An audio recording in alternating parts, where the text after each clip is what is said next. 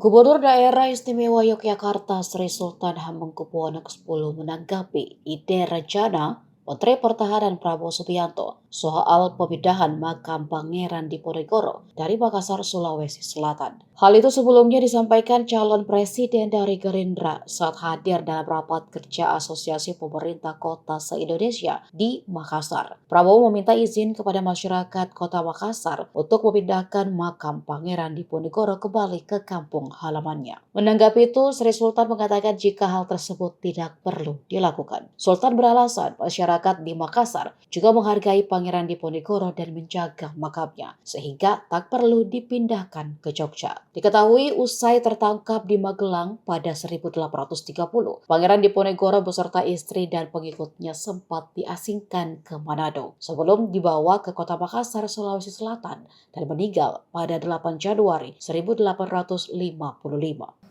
Di kota ini juga ada makam Pangeran Diponegoro yang dibuang dari daerah asalnya, dan tidak ada salahnya kita berpikir apakah tidak di alam merdeka, tentunya dengan seizin rakyat Sulawesi Selatan, apa tidak ada baiknya kita kembalikan